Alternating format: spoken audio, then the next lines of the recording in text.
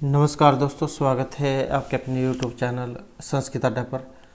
दोस्तों, आज की जो वीडियो इसमें हम करने वाले हैं, जैसा कि आपको पता है सी टेट जो इसके फार्म जो निकले हुए हैं, तो इसके लिए जो हम आज जो आपके लिए सी टेट में प्रीवियस ईयर में जो क्वेश्चन पूछे गए हैं उनको जो आज की वीडियो में हम करने वाले हैं। और सभी के सभी जो क्वेश्चन है यहाँ पर ये महत्वपूर्ण है, क्योंकि इसी प्रकार के जो क्वेश्चन है वो एग्ज़ाम में पूछे पहले भी गए हैं और आगे जो एग्ज़ाम होगा इसमें भी आने की इनमें से संभावना रहेगी। तो इस कारण से जितने भी क्वेश्चन हैं सभी सभी यहाँ पर ये महत्वपूर्ण हैं। और अगर आप हमारी इनसे पहले वाली वीडियो को देखना चाहते हैं तो इसे आप हमारे चैनल की जो प्लेलिस्ट है उसमें जाकर आप इनको देख सकते हैं। वहाँ पर जो आपको ये इससे पहले वाली वीडियो भी मिल जाएगी। और वीडियो शुरू करने से पहले अगर आपने अब तक हमारे चैनल को सब्सक्राइब नहीं किया तो सब्सक्राइब कर लीजिएगा। और यहाँ पर कुछ क्वेश्चन ऐसे हैं जो आपको सभी एग्ज़ामों में देखने को मिलेंगे, चाहे आपका इसमें सी टेट वाला एग्ज़ाम है या फिर कोई अन्य एग्ज़ाम है। तो जैसे कि जब आप फॉर्म फिल करते हैं तो उसमें जो आपसे दो ऑप्शन फिल करने के लिए कहा जाता है, लैंग्वेज 1 और 2 में। तो अगर आपने लैंग्वेज 1 में संस्कृत फिल किया है तो संस्कृत आपने करनी है। अगर लैंग्वेज 1 में आपने हिंदी की है तो आपने इसमें हिंदी वाले क्वेश्चन करने हैं। तो वो आप जो एग्ज़ाम में देख लेना कि उसमें दिया किस प्रकार से गया है। तो जो भी होगा वो आपके रोल नंबर पर भी दिया गया होगा, तो उसी अनुसार फिर आप इसको हल कीजिएगा। तो यहाँ पर क्या हम पहले जो गद्यांश है उसको करेंगे। अधोलिखितम गद्यांशम पठित्वा तद आधारित प्रश्नानाम विकल्पात्मक उत्तरेषु उचितम उत्तरम चित्वा लिखत। तो यहीं से आपने जो क्वेश्चन फिल करने हैं। और इसका करने का सही अच्छा जो तरीका है यही है, एक बार आप जो गद्यांश है उसको ध्यानपूर्वक जरूर पढ़ लें, ताकि आपको ये भी पता लग पाए कि यहाँ पर इसमें क्या कहा गया है, और ताकि आपको जो बार बार जो है उस पैर को इस गद्यांश को पढ़ना ना पड़े। और एक बार में ही आप जितने भी यहाँ पर ऑप्शन हैं उन सभी को एक बार में ही आप क्वेश्चनों को फिल कर लो। तो यहाँ पर जो गद्यांश है उसको हम एक बार पढ़ लेते हैं कि इसमें कहा क्या गया है। तो विश्वविद्यालय से कश्चित प्राध्यापक जल विहाराय नावम आरूढ़ है। जो विश्वविद्यालय के जो कुछ जो अध्यापक थे जल विहार के लिए, मतलब जल में घूमने के लिए नावम आरूढ़ है, नाव पर सवार होते हैं। तो विद्यालय के कुछ जो अध्यापक वो जल विहार के लिए नाव पर चढ़ते हैं। और नौका जल विहार से तस्य प्रथम अवसर आसीत। नौका जल विहार करने का उनका ये पहला ही अवसर था, क्योंकि इससे पहले जब कभी जल विहार उनके द्वारा नहीं किया गया था, मतलब कि नाव पर नहीं बैठे थे। तत्तर मनोरमान दृश्यान दृष्टवा स नाविकम अपृच्छत। वहाँ के जो सुंदर जो मनोहर दृश्य थे उनको देखकर, दृष्टवा जो दृश्य धातु और कत्व प्रत्यय से बनता है दृष्टवा। तो मनोहर जो दृश्य उनको देखकर सह नाविकम अपरिचित, वह स पुल्लिंग है क्योंकि इसलिए यहाँ पर ये सा लगा है। अगर स्त्रीलिंग होती तो फिर इसका जो है ये सा बन जाता, तो पुल्लिंग है इसलिए सह नाविकम अपरिचित। वह नाविक से पूछते हैं, मल्लाह जो होता है नाव चलाने वाला, नाव का ड्राइवर, उससे पूछते हैं। अपरिचित प्रिज तत्व है यहाँ पर, और लंग लकार जो उसमें बनता है लट लकार प्रथम पुरुष एक वचन में। कि भो नाविक, कि हे नाविक, किम भवता कदापि गणितम पठितम। कि हे नाविक, क्या आपने कभी गणित पढ़ा है। तो क्या है इस प्रकार का कुछ जो क्वेश्चन है वो यहाँ पर कर रहे हैं। नाविका हैं, उसके बाद जो नाविक है कहते हैं कि न पठितम महोदय, कि हे महोदय हमारे द्वारा पहले ये नहीं पढ़ा गया है। प्राध्यापक हैं, अध्यापक, किम गणितम पठितम विद्यालयम न गतवान। कि क्या आप विद्यालय पढ़ने के लिए विद्यालय नहीं गए हैं। तो नूनम भवता जीवन से चतुर्थ अंश व्यर्थापवत। तो निश्चय ही आपके जीवन का जो चौथा हिस्सा है वो व्यर्थ चला गया है। और ये जो अववत की बात करें तो अववत जो है यहाँ पर इसमें भू धातु रहेगी, और लंग लकार जो है उसमें रूप बना है लंग लकार प्रथम पुरुष एक वचन में अववत। किम भवता रसायन शास्त्र में भौतिक शास्त्र में पठितम। कि क्या आपने रसायन शास्त्र और भौतिक शास्त्र पढ़ा है।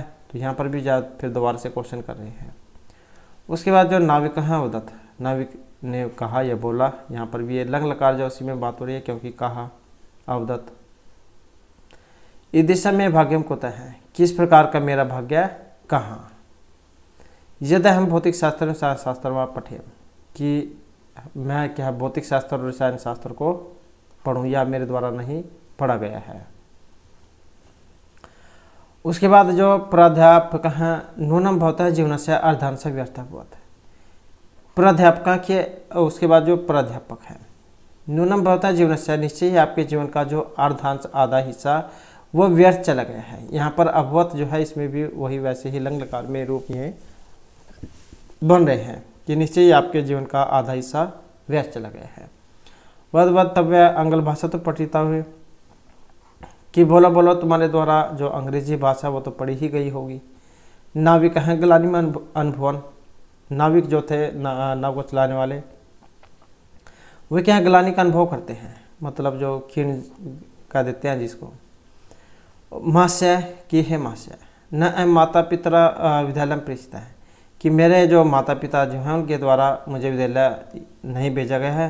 तरही कुतः पठेयम, तो फिर कैसे पढ़ा जाएगा या कैसे पढ़ता अगर जब मेरे माता पिता जो उनके द्वारा मुझे विद्यालय ही नहीं भेजा गया। प्राध्यापक हैं प्राध्यापक, तरही तब जीवन से त्रयो भाग व्यर्थापत, तो आपके जीवन के जो 3 भाग हैं वो व्यर्थ हो गए हैं, बेकार चले गए हैं। तरंतरे नदे जल आवर्तनम समायतम, और उसके बाद क्या है, नदी में जो जल तरंगे हैं वो आ जाती हैं, जल आवर्तनम समायतम। तो अतरंतर नदी जलावर्तनम समायतम, इसी बीच क्या है नदी जो थी इसमें पानी का एक मोड़ आता है। तथा लहर नाम वेगे नौ अकंपित, तब लहरों के वेग से नाव जो थी वो कांपने लग जाती है। तयो पश्चात एवं नौका जल पूरित जाता, और उसे देखते ही क्या नौका जो थी नाव जो थी वो जल से मतलब भरने लग जाती है, और देखते ही देखते नाव क्या है पानी से भर गई। नाविक है प्राध्यापक में अपरिचित, नाविक जो थे नाव चलाने वाले उन्होंने अध्यापक से पूछा, महोदय किम भवान तरतुम जानाति, कि आप तैरना जानते हैं। नौकाम जल पूरितम दृष्ट्वा भीता प्राध्यापक वदत्, नौका जो थी नाव उसको जल से पूरी भरी हुई देखकर और डरे हुए अध्यापक ने कहा, अहम तो तरतुम न जानामि, कि मैं तो तैरना नहीं जानता हूँ। उसके बाद नाविक हैं वोचत, नाविक जो थे उन्होंने बोला, यदि भवान तरतुम न जानते, यदि आप तैरना नहीं जानते हैं, तरी भवतः सर्वजन्म वृथा जातम, तो आपका जो संपूर्ण जीवन है वो व्यर्थ हो गया है। अहम तो भाव्यम नदम तीर्थो पारम गच्छामि, कि मैं तो अपनी बाजों के द्वारा नदी को तैर करके पार कर जाऊंगा। तो इस प्रकार से जो है यहाँ पर ये इसमें गद्यांश है। तो आपको जो इसकी कहानी क्या है इसमें आपको पता लग गई होगी। तो उसके बाद जो इसके जो यहाँ पर जो क्वेश्चन आंसर है वो आ जाते हैं। तो जिसमें पहला क्वेश्चन आएगा कि जल विहाराय इत्यस्मिन् पदे काय विभक्ति प्रयुक्त है। ये किसमें शब्द आया था, जल विहाराय, जल विहार के लिए, इसमें विभक्ति कौन सी है। अगर आपको ये नहीं पता कि कौन सी विभक्ति है तो आपने रामाय शब्द रूप पढ़ा होगा, राम वाला, राम रामाय। तो रामाय क्या है, ये चतुर्थी जो विभक्ति है इसमें बनता है। तो ऐसे ही जल विहाराय, तो राम का शब्द रूप आपको जरूर याद होना चाहिए। लगभग सभी जो रूप है वो आपके इसी से ही हल हो जाएंगे। तो कौन सा है, ऑप्शन डी वाला इसमें हो जाएगा हमारा। तो कौन सी है, चतुर्थी विभक्ति है।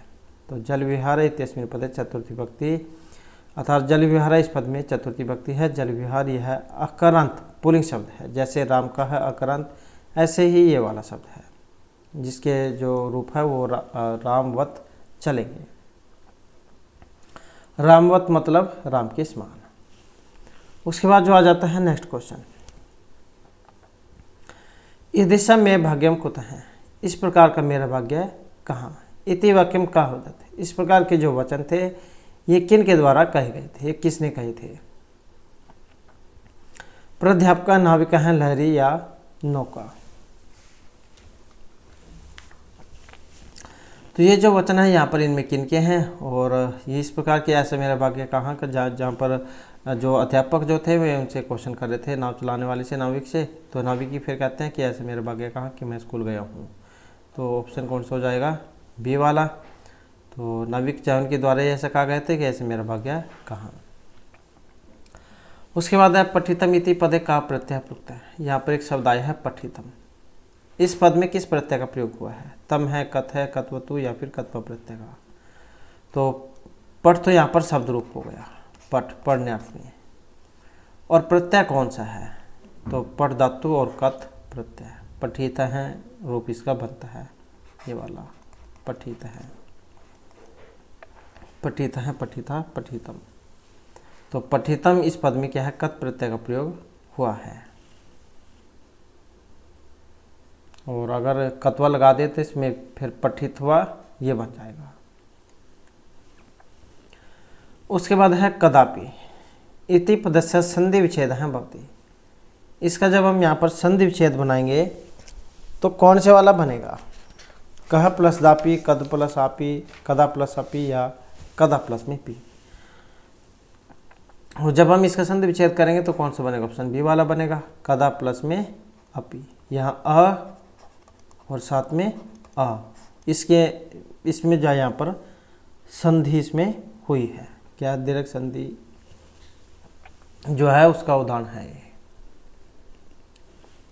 तो क्या है यहाँ पर? कदा प्लस में अपी, तो दीर्घ जो है यहाँ पर इसमें हो जाता है, जैसे विद्या प्लस में आल्य विद्यालय। उसके बाद आ जाता है यहाँ पर जो तर्तुम रूप है। तर्तुम इति पदे का प्रत्यय प्रयुक्त है। तर्तुम जो है इसमें प्रत्यय आया है, तुम है, तुमन है, लयप है या फिर मूल प्रत्यय है, तो तर्तुम में। और प्रत्यय जो यहाँ पर इसमें रहेगा जो ऑप्शन बी वाला है, तो तुमन प्रत्यय है, तुमन का तुम शेष रहेगा और ये जो उन जो है इसका लोप हो जाएगा। और त्रिधातु तैरने अर्थ में, तो त्रिधातु है, तुमुन प्रत्यय है, तो तर्तुम रूप इसका ये बनता है।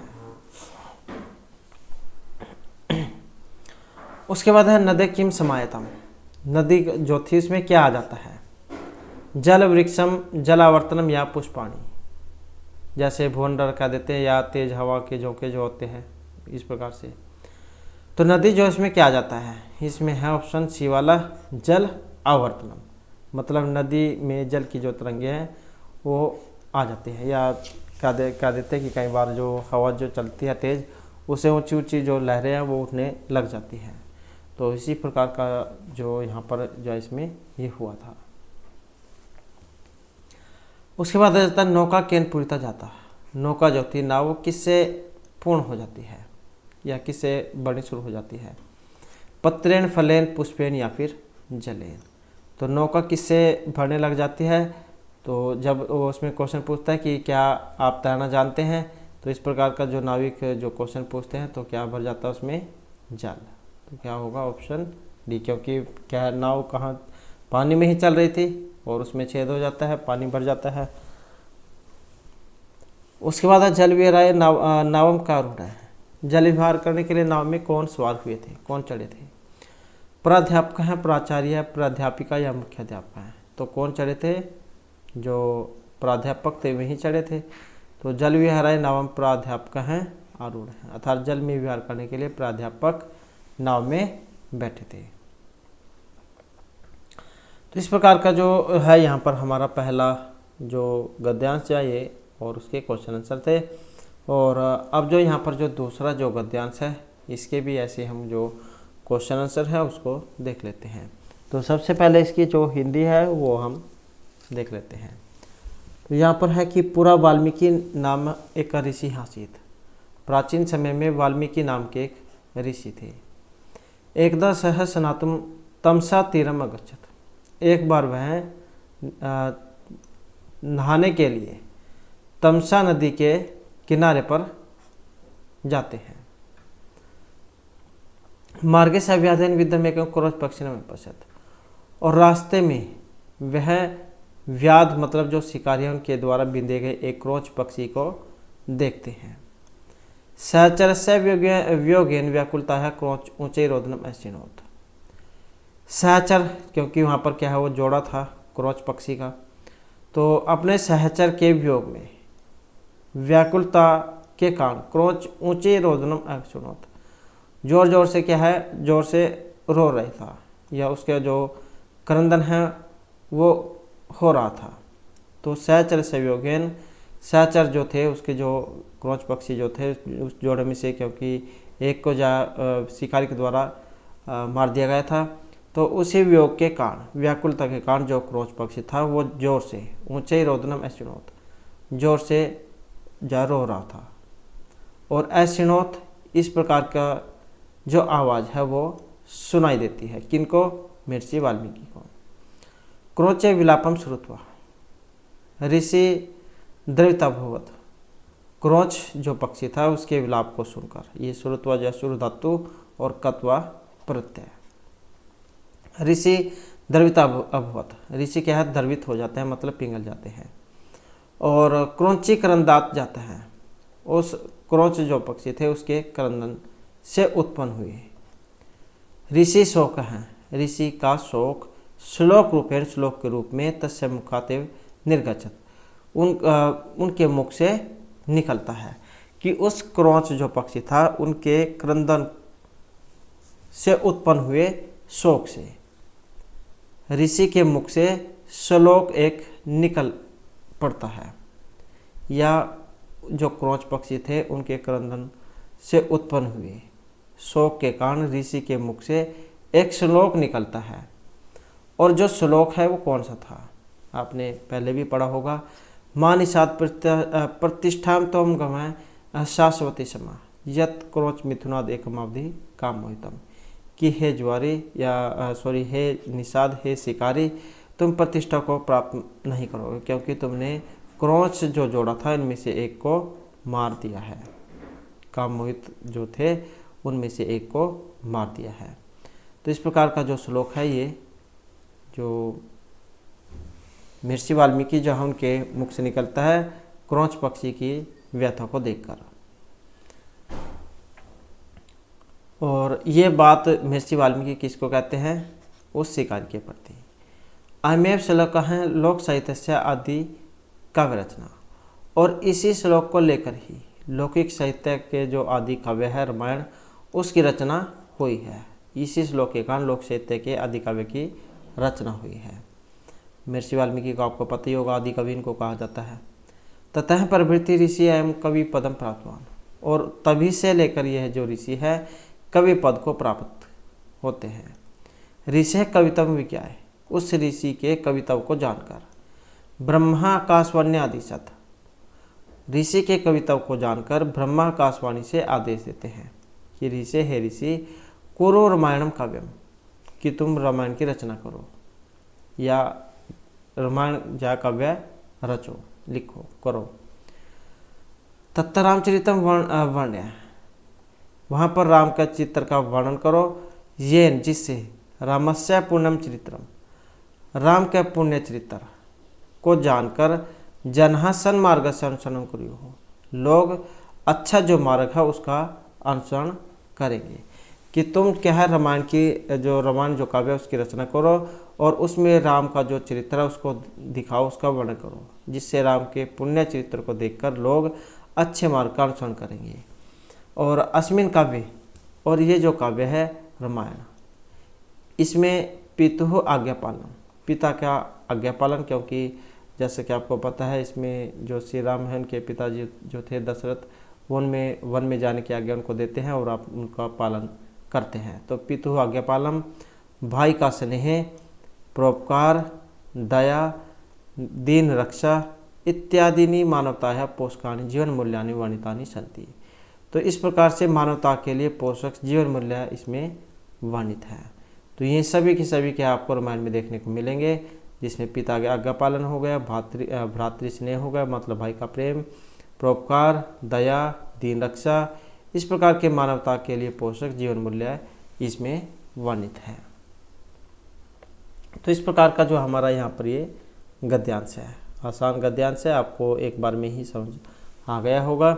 उसके बाद जो आ जाते हैं यहाँ पर इसमें जो क्वेश्चन आंसर है कि दृश्यम क्रोच पक्षी वाल्मीकि मार गया पश्चात, किस प्रकार के क्रोच पक्षी को महर्षि वाल्मीकि रास्ते में देखते हैं या रास्ते में देखा है, पश्चात दृढ़ धातु लंगड़कार में। हसन व्याधेन विद्धम देवै पूजितम या जले तरन। तो किस प्रकार के पक्षी को देखा था? हंस रहे थे, ये देवताओं के द्वारा पूजित थे, व्याध के द्वारा एक जो जिसको तीर मारा गया था, या जो जल में तैर रहे थे। तो इसमें कौन सा? ऑप्शन बी वाला है, जो एक शिकारी के द्वारा जिसको बीत दिया गया था। तो कौन सा हो जाएगा? ऑप्शन बी, अर्थात बेहले के द्वारा घायल क्रोच पक्षी को वाल्मीकि ने रास्ते में देखा था। उसके बाद जो आ जाता है नेक्स्ट हमारा, ऋषि शोका के रूपेण तस्य मुखात नहीं गच्छत। ऋषि का जो शोक था वो किस रूप में उनके मुख से निकलता है? गीत के रूप में, श्लोक के रूप में, गद्य के रूप में, या स्नेह के रूप में? तो जो क्रोच पक्षी था उसके क्रंदन जो है, उसके रोने की जो आवाज़ थी, उसी को देखकर उनके मुख से क्या है एक श्लोक निकला था। तो कौन सा श्लोक था? जैसे कि हमने यहाँ पर अभी गद्यांश में पढ़ा, माँ निषाद प्रतिष्ठाम तोम गम शाश्वती समह यत क्रोच मिथुन आदेकम अवधि काम मोहितम। तो ये वाला जो श्लोक है ये महर्षि वाल्मीकि के मुख से निकला था। उसके बाद आ जाते हैं यहाँ पर ज्ञात्वा इति पदस्य समानार्थक शब्द छेदे अस्मिन प्रयुक्त तत्चित्वा लिखा। तो यहाँ पर एक शब्द आया है इसमें, ये वाला ज्ञात्वा, इसका समानार्थक बताना है, इससे मिलता जुलता। श्रुत्वा विज्ञाय दृष्टवा या विलोकनाय, और इससे मिलता जुलता जो यहाँ पर इसमें कौन सा है? और जो ऑप्शन सी में है, ज्ञात्वा मतलब जानकर, और विज्ञाय भी वही होता है। श्रुत्वा का मतलब सुनकर होता है, ये देखकर होता है, ये देखने के लिए होता है। तो इसमें ज्ञा धातु जैसे ज्ञात्वा बनता है, विज्ञा और लैप विज्ञाय। अब यहाँ पर एक और ये भी महत्वपूर्ण हो जाता है, ये जो यहाँ पर आया है इसमें प्रत्यय कौन सा है? तो लैप प्रत्यय का यहाँ पर इसमें प्रयोग हुआ है विज्ञाय में, विज्ञा और लैप। पहचान यही है सुर में, जो इसमें ये वाला जो उपसर्ग है, अव्यय उपसर्ग, वो दिया गया होता है। उसके बाद आ जाता है आदिशत। इति उपदेश्य का अर्थ है उपदेशम कृतवान आदेशम अकरोत काव्यम अपठ्यत या वंशिम अवाद्यत। आदिशत का मतलब क्या होता है? तो आदिशत का मतलब है आदेशम अकरोत, आदेश किया। तो आदिशत इस पद का अर्थ आदेश दिया है, और किस में बना है? अगर ये भी आ जाए अक्रोध किस में बना है, तो कृत धातु हो गई, और लंग लकार जो है, लंग लकार जो है उसमें बनता है ये प्रथम पुरुष में और एक वचन में, अक्रोध। उसके बाद जाता है भो ऋषि कुरो रमान काव्यम इति काव्यत, कि हे ऋषि रमान काव्य लिखो या इसकी रचना करो। इति काव्यत यह किन के द्वारा कहा गया था? यह किसने कहा था? ताण से है जाबाली है मार्कंडे या ब्रह्मा। तो आकाश मार्ग से जो ब्रह्मा जो थे, इन्होंने ये कहा था कि इनके जो कविता है उसको जानकर कि ये काव्य की रचना कर सकते हैं। तो ये कहा था कि हे ऋषि तुम क्या है रामायण काव्य की रचना करो, हे ऋषि रामायण काव्य की रचना करे, ऐसा ब्रह्मा जी जो है इन्होंने कहा था। उसके बाद है संतिथि पदे का धातु वर्तते। यहाँ पर एक शब्द आया, इसमें ये वाला संति है, धातु है। तो धातु इसमें मूल धातु कौन सी है जी? उसका जो रूप है, तो इसमें जो बनी है ऑप्शन डी वाली अस, या इसके रूप है। और इनके रूप कैसे बनते हैं? जैसे ये अस है, इसका तो चलेगा अस्ति सता संति असि सता सत अस्मि स्व है सम है। तो किस में है? लट लकार प्रथम पुरुष और बहुवचन जो इसमें बनता है संति। और ऐसे ही भवती भवता भवंती भवसी भवत भव भव है भव में है। और इसका गस्ती गस्ता संति गस्ती गस्ता गच्छत गच्छामि गच्छामि गच्छामि है। ऐसे ही पट के हैं पढ़ती पढ़ता पठंती पट से पढ़ता पठत पठामी पठावा पठा में है। तो इस प्रकार से जो है इनके ये सब रूप हैं। उसके बाद आ जाता है वाल्मीकि ही काशित। वाल्मीकि कौन थे? ये एक ऋषि हैं, ग्रामीण हैं, खेचर हैं या नागरिक हैं? तो ये जो वाल्मीकि जो यहाँ पर जैसे कि हमने गद्यांश में पढ़ा, तो ये है इनमें से कौन? और ये कौन है? एक ऋषि है। तो वाल्मीकि ही ऋषि, अर्थात वाल्मीकि एक ऋषि थे जिन्होंने रामायण काव्य की रचना की थी। उसके बाद आ जाता है व्यापकम पठन छात्र नाम रुचि वर्धती। व्यापक पठन छात्रों की रुचि को बढ़ाता है। तो अब तो जो है यहाँ पर हमारे गद्यांश थे, और अब हम यहाँ पर जो पेडागोजी जो है, क्योंकि उससे भी आपके एग्जाम में जो क्वेश्चन है वो पूछे जाएंगे, तो इससे संबंधित जो क्वेश्चन है उनको अब हम यहाँ पर करेंगे। तो जिसमें पहला क्वेश्चन है व्यापकम पठनम छात्राणाम रुचि वर्धति, अपरिचितानां शब्दानां अर्थस्य अनुमान करणे, पाठे आगतेषु व्याकरण विशेषु कविता संपाठे या आनंदार्थम पाठस्य पठने। तो ये क्या है, छात्रों की रुचि को कौन सा बढ़ाएगा इसमें, और छात्रों की जो रुचि है उसमें रहेगा ऑप्शन डी वाला आनंदार्थम पाठस्य पठने। तो व्यापक पठन छात्रों की रुचि को बढ़ाता है और छात्रों में पाठ को पढ़ने से आनंद की अनुभूति होती है। उसके बाद है शिक्षकः लेह इत्यस्य उपरि एकस्य पाठस्य आरंभम करोति। शिक्षक जो लेह एक शब्द है, इसके ऊपर एक पाठ का आरंभ करता है। आरंभात पूर्वम सह अधोनिर्दिष्टम चित्रम कृष्णफल के लिखित्वा चर्चाम आरभते। और आरंभ मतलब शुरू करने से पहले वह एक चित्र, ये वाला जो चित्र है, इसको ब्लैक बोर्ड पर लिखकर फिर चर्चा करना आरंभ करता है। कृष्ण फलक मतलब ब्लैक बोर्ड पर, लिखित्वा लिख धातु है, और कत्वा जो प्रत्यय है उसका यहाँ पर इसमें प्रयोग हुआ है, तो उसी से बनता है लिखित्वा, लिखकर। ये वाला जो चित्र है इसको लिखकर फिर चर्चा बातचीत करनी आरंभ करते हैं। तो लेह खाद्यम संस्कृतम च भाषा वातावरण प्रसिद्ध स्थानानि। अब यहाँ पर इसमें क्वेश्चन है कि कृष्ण फल के शिक्षकेन विरचितम एतम चित्रम अस्ति। ये जो ब्लैक बोर्ड पर जो शिक्षक के द्वारा जो चित्र बनाया गया है ये क्या है, राज्य का मानचित्र है, संकल्पना मानचित्र है, विषयक मानचित्र है, या मानचित्रण यंत्र है। तो क्या है, मतलब इनमें से क्या है ये, और ये वाला जो दिया गया है प्रसिद्ध स्थान वातावरण भाषा खाद्य संस्कृतम चार्य जो है, और इसमें जो माना गया है जो ऑप्शन क्या है बी वाला, तो क्या है जो संकल्पना मानचित्र है, कंसेप्ट मैप। तो शिक्षक लेह के ऊपर एक पाठ प्रारंभ करता है। पाठ को प्रारंभ करने से पहले शिक्षक श्याम पट पर निर्दिष्ट चित्र पर कुछ बिंदुओं को लिखकर चर्चा प्रारंभ करता है, और श्याम पट पर शिक्षक द्वारा चित्रित संकल्पना मानचित्र है, किसका है, कंसेप्ट मैप का एक उदाहरण है। उसके बाद है प्रभावी रूपेण बाला लेखनस्याधिगमनम करिष्यन्ति यदा। प्रभावी रूप में जो बालक जो है वो लिखने के अधिगमन करिष्यन्ति, लिखने में क्या है अधिगम करेंगे यदि। लेख्यम छात्र शिक्षकात् अध्यापकेन स्वीकुर्वन्ति। लेख्यम छात्राणां संदर्भानुकूल सार्थकम च भवति, शिक्षकस्य संदर्भानुकूलं संस्कृतिपरकं च लेखं भवति या कति धवने लिखितरूपस्य संबंधः लेख्यास्ति। तो प्रभावी रूप में लेखन जो है कौन सा माना गया है, और जो ऑप्शन बी वाला है लेख्यम छात्राणाम और संदर्भानुकूलम और सार्थकम भवति। तो बालिका के लेखन कौशल का अधिगम प्रभावी होगा जब लेख का संदर्भ छात्रों के अनुकूल हो और सार्थक हो। उसके बाद है अधोलिखितेषु किम परिणाम उपागम से प्रतिफलम नास्ति। तो परिणाम उपागम का एक प्रतिफल यहाँ पर नहीं है, प्रोडक्ट जो अप्रोच है।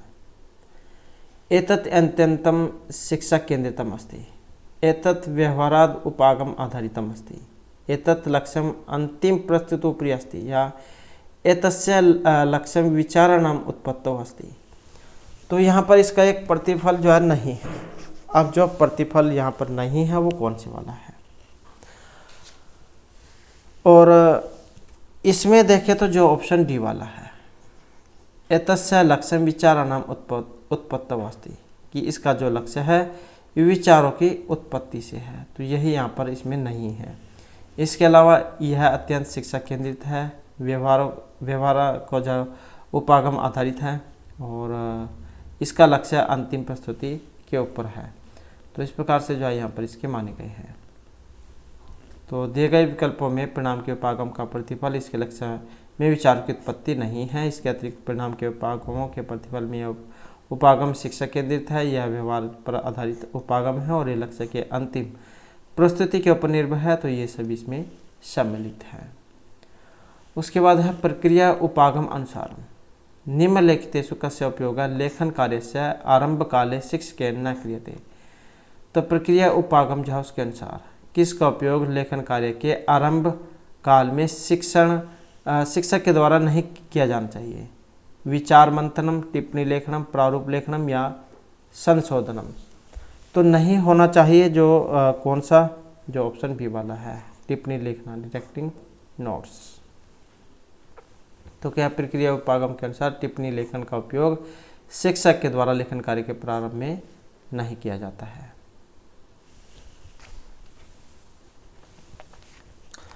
उसके बाद जो क्वेश्चन है, पात्र अभिनय प्रत्येकम भाषा कक्षाया अभिनंग रूपेण स्यात् यत् मुक्त रूपेण छात्रः गलपकर्णे समर्थः भविष्यन्ति एतत् कक्षाया प्रबन्धने प्रभावी साधनमस्ति या एतेन छात्रः कथं कंठस्थी कर्तुं समर्थः भवन्ति या तेन छात्रः सार्थक भाषा व्यक्त समर्थः भवन्ति। तो यहाँ पर पात्र अभिनय प्रत्येक भाषा कक्षा अभिनंग रूपेण स्यात्। तो पात्र अभिनय जो है प्रत्येक भाषा कक्षा में अपने अभिनय के रूप में होना चाहिए। तो इसमें देखें तो जो है ऑप्शन डी जो है उसको माना गया है कि तेन छात्रः सार्थक भाषा व्यक्त समर्थः भवन्ति, कि इससे जो छात्र हैं वो अर्थपूर्ण भाषा की अभिव्यक्ति में समर्थ होते हैं।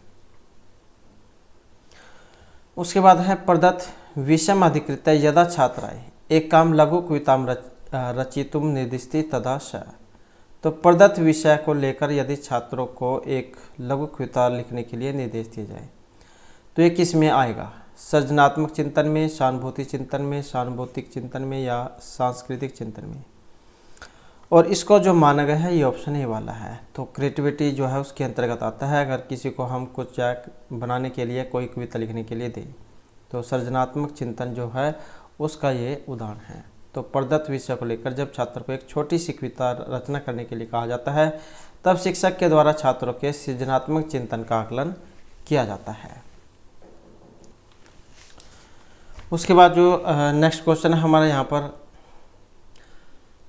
छात्रान उत्कृष्ट पाठकान कर्तुम शब्दकोशे विकासः महत्वपूर्ण घटकमस्ति तदर्थम अधोलिखितेषु किम प्रभावकारी पद्धति स्यात्। क्या है, छात्रों के जो उत्कृष्ट पाठ जो है, छात्रों को उत्कृष्ट पाठ कराने के लिए शब्दकोश का विकास इसमें महत्वपूर्ण घटक है। तो तदर्थम अधोलिखितेषु किम प्रभावकारी पद्धति। तो इसमें जो प्रभावकारी पद्धति है वो कौन सी वाली है? समानार्थी का नाम, विपरीतार्थी का नाम च शब्दानाम विस्तृत शब्द राशि छात्रः कंठस्थी करी हो। यदा यदा छात्राः नवीन शब्दं पश्यन्ति तदा तदा ते शब्दकोशस्य अवलोकनं कुर्वन्ति। छात्राः पाठे कठिन शब्दान् रेखाङ्कितान् कुर्युः तेषां वाक्ये उपयोगं च कुर्युः। या नव शब्दस्य अनुमानार्थं कर्तुं छात्राः संदर्भस्य उपयोगं कर्तुं प्रयासं कुर्युः। तो छात्रों को क्या है, उत्कृष्ट पाठ कराने के लिए शब्दकोश का विकास एक महत्वपूर्ण घटक है। तो इनमें से जो अगर हम यहाँ पर सही देखें तो जो ऑप्शन डी वाला है इसको माना गया है कि नव शब्दस्य अर्थ अनुमानम कर्तुम छात्राः संदर्भस्य उपयोग कर्तुम प्रयासं कुर्युः, कि उनके लिए जो है नए शब्दों के अर्थों का अनुमान करने के लिए छात्र को संदर्भ का उपयोग करने के लिए प्रयास करना चाहिए, जो कि एक प्रभावकारी पद्धति मानी गई है। उसके बाद आ जाता है यहाँ पर बालस्य जीवनस्य विषय महत्वपूर्ण घटना नाम विषय शिक्षका अवलोकनम करोति तेषाम् उपरि वर्णनात्मकम् अभिलेखनम च करोति किम तत् कथ्यते। तो बालस्य जीवनस्य विषय महत्वपूर्ण घटना नाम विषय शिक्षका अवलोकनम करोति। बालक जीवन जो है उसके विषय में, महत्वपूर्ण घटनाओं के विषय में शिक्षक का अवलोकन करता है और उनके ऊपर वर्णनात्मक अभिलेखन करता है। उसको क्या कहा जाता है? अनुष्ठान शास्त्र, संचयनी अवलोकनम या उपाख्यानात्मक अभिलेखन। तो बालक जो उसके जीवन के विषय में, महत्वपूर्ण घटनाओं के विषय में शिक्षक अगर अवलोकन करेगा तो उसको क्या कहा जाएगा? उसको कहा जाएगा जो यहाँ पर ऑप्शन डी वाला है, उपाख्यानात्मक अभिलेखन। तो बालक के जीवन के विषय में महत्वपूर्ण घटनाओं के विषय में शिक्षक अवलोकन करेगा और उसके ऊपर वर्णनात्मक अभिलेख लिखता है। तो शिक्षक का यह क्रिया उपाख्यानात्मक अभिलेख के अंतर्गत आती है। उसके बाद द्विलिखित किम सफल संभाषण गतिविधि लक्षणम स्यात्। सफल संभाषण गतिविधि का लक्षण है। बालानां सहभागे विस्मत सह गतिविधि येन बालानां कृते वार्तालापं कर्तुम् अवसरः लभ्यते केवलं लक्ष्यभाष्यं वार्तालापं कर्तुं छात्रेभ्यः अवसर दीयते या कक्षायाः प्रबन्धने प्रभावं स्थापितुं ध्यान आकर्षणशील छात्रेभ्यः अधिक वार्तालापं कर्तुम् अनुमतिः दीयते। तो यहाँ पर क्या है, सफल संभाषण गतिविधि जो इसके लक्ष्य है यहाँ पर, और इनमें जो है ऑप्शन जो है बी वाला जो उसको यहाँ पर माना गया है, सह गतिविधि येन बालानां कृते वार्तालापं कर्तुम् अवसरः लभ्यते, जिससे क्या आपस में बातचीत करने के अवसर उन्हें प्राप्त होते हैं। तो क्या है कि यह गतिविधि जिसके द्वारा बालकों को वार्तालाप करने के लिए अवसर प्राप्त हो, वही सफल संभाषण गतिविधि का लक्षण है। वार्तालाप क्या हो गया, जैसे आपस में बातचीत करना। उसके बाद है वाइगोत्स्की महोदय अनुसार भाषायाः अधिगमार्थं सर्वतः महत्वपूर्ण घटकम। वाइगोत्स्की जो महोदय हैं उनके अनुसार भाषा के अधिगम के लिए सर्वतः महत्वपूर्ण घटकम, सबसे अधिक जो महत्वपूर्ण घटक है इनमें कौन से वाला है। सामाजिक भाव इनमें है, पाठ्य पुस्तकम, वेतार्यंत्रम या शब्दकोश है। तो वाइगोत्स्की जो महोदय उनके अनुसार भाषा अधिगमार्थम सर्वतः महत्वपूर्ण घटक, वाइगोत्स्की जो के अनुसार सबसे अधिक महत्वपूर्ण घटक है कौन सा माना गया है। और इनमें देखें तो जो ऑप्शन ए वाला है सामाजिक भाव विनिमय है, सोशल इंटरेक्शन जो उसको माना गया है। तो वाइगोत्स्की जो महोदय इनके अनुसार सामाजिक भाव का विनिमय क्या होता है, जैसे कोई वस्तु अदला बदली करते हैं तो वह आदान प्रदान। तो भाषा के अधिगम के लिए हर प्रकार से एक महत्वपूर्ण ये घटक है। उसके बाद है संभाषण कौशलस्य अभ्यासार्थम अधिलिखितेषु किम सर्वाधिक उपकारकम भवति। संभाषण कौशल के अभ्यास के लिए इनमें से सबसे अधिक उपकारक है। कस्यचित् विषयस्य उपरि छात्रे एका लघु औपचारिक प्रस्तुतिकरणया शिक्षिका छात्रेभ्यः एकम उद्देश्यमूलक श्रुति लेखम दद्यात्, और या फिर प्रदत्तानां संकेतानाम् आधारेण छात्रः कथाया शब्दबद्धया शब्दे उपस्थापनं कुर्युः, या फिर छात्रे एकस्य प्रयोजनाय उत्तमाभिलेखनस्य प्रस्तुतिः कार्या। तो कौन सा यहाँ पर इसमें माना गया है संभाषण कौशल के अभ्यास के लिए। और इनमें देखें तो जो ऑप्शन सी जो है इसको माना गया है, प्रदत्तानां संकेतानाम् आधारेण छात्र कथाया शब्दबद्धया शब्दे उपस्थापनं कुर्युः, कि संभाषण कौशल के अभ्यास के लिए छात्र को प्रदत्त संकेतों के आधार पर कथाओं को अपनी बुद्धि के अनुसार अपने शब्दों के द्वारा उपस्थापन करना चाहिए। उसके बाद पठनस्य का अवस्था छात्राणां पूर्व ज्ञानेन च है नवीन अधिगृहीतस्य ज्ञानस्य तथा च कक्षायाः बहिर्जगत् संबंध स्थापने सहायतां करोति। पूर्व पठनम, मध्य पठनम, पठनात् पूर्वम या पारे पठनम। तो क्या है यहाँ पर पठन की परिपठन अर्थात पढ़ने के बाद की अवस्था छात्र के पूर्व ज्ञान के द्वारा नवीन ज्ञान के अधिग्रहण और कक्षा के बाहर के जगत का संबंध स्थापित करने में सहायता करेगी। और इनमें जो सहायता करेगी ये ऑप्शन डी वाली है, पोस्ट रीडिंग जिसे कह देते हैं परिपठनम। तो पठन की जो परिपठन अर्थात पढ़ने के बाद की अवस्था छात्रों के पूर्व ज्ञान के द्वारा नवीन ज्ञान के अधिग्रहण तथा कक्षा के बाहर के जगत के साथ संबंध स्थापित करने में सहायता करेगी। उसके बाद है ज्ञानवादी सिद्धांत अनुसार बालाः भाषाया अधिगमनम प्रभावी रूपेण कुर्वन्ति यदा। तो ये जो ज्ञानवादी जो सिद्धांत है, ज्ञानवादी सिद्धांत कह लो या फिर जो ये संज्ञानात्मक जो सिद्धांत है, संज्ञानात्मक सिद्धांत, बात एक ही है। इनके अनुसार बालक भाषा का अधिगम प्रभावी रूप कौन सा है। तो ज्ञानवादी जो सिद्धांत है उसके अनुसार कक्षा शिक्षकस्य नियंत्रणे स्यात् तथा च सह छात्राणां कृते अधिगम अवकाशं न ददाति, व्याकरणस्य नियमान् कंठस्थीकरणं कर्तुं छात्रान् प्रोत्साहयति। कृष्णफल का छात्रः स्पष्टः उत्तराणि लिखन्ति या विभिन्न कौशल आधारित कार्येषु गतिविधिषु च सहभागं ग्रहीतुं शिक्षिका छात्रान् प्रोत्साहयति। तो यहाँ पर जो इनमें कौन सा माना गया है? ज्ञानवादी जो सिद्धांतों के अनुसार बालकों की भाषा को पढ़ने के लिए प्रभावी रूप में, और इनके अनुसार अगर हम देखें तो जो है ऑप्शन डी वाला जो है इसको माना गया है कि विभिन्न कौशल आधारित कार्येषु गतिविधिषु च सहभागं ग्रहीतुं शिक्षिका छात्रान् प्रोत्साहयति, कि ज्ञानवादी जो सिद्धांत है अर्थात समज्ञानात्मक सिद्धांत है, इसके अनुसार बालक भाषा का अधिगम प्रभावी रूप से करता है, कि प्रभावी रूप से करता है जब विभिन्न कौशलों पर आधारित कार्यों और गतिविधियों में सहभागिता ग्रहण करने के लिए शिक्षक छात्रों को प्रोत्साहित करता है। और उसके बाद नेक्स्ट आ जाता है उत्तम श्रोता। उत्तम श्रोता किने माना गया है? कथम शब्दस्य कथनं भवति इति ज्ञातुं शक्नोति, कथम भावना उपयोगः भवति इति ज्ञातुं शक्नोति, पृष्ठस्य प्रश्नस्य उचितां प्रतिक्रियां दातुं शक्नोति, या प्रत्येकं शब्दस्य समुचित उच्चारणं कर्तुं शक्नोति। तो उत्तम श्रोता किने माना गया है? और इनमें जो है ऑप्शन सी को, कि पृष्ठस्य प्रश्नस्य उचितां प्रतिक्रियां दातुं शक्नोति। उत्तम श्रोता किसे माना गया है? कि उत्तम श्रोता जो होगा पृष्ठ के प्रश्नों की उचित प्रतिक्रिया देने में समर्थ होगा। तो मतलब क्या है? जो उसे किसी ने उससे कुछ पूछा और उसका जो सही उत्तर देगा तो वही उत्तम श्रोता है, क्योंकि उसे जो उसके अर्थ के बारे में पता लग गया है कि उसमें क्या पूछा गया है। तो उत्तम श्रोता पृष्ठस्य प्रश्नस्य उचितां प्रतिक्रियां दातुं शक्नोति, अर्थात उत्तम श्रोता पृष्ठ के प्रश्नों की उचित प्रतिक्रिया देने में समर्थ हो सकता है। तो इस प्रकार से हमारा जो आज के ये महत्वपूर्ण क्वेश्चन थे, और नेक्स्ट वीडियो होगी उसमें हम आपके लिए नेक्स्ट जो महत्वपूर्ण क्वेश्चन है वो लेकर आएंगे। और हमारे साथ अंत बनाने के लिए धन्यवाद।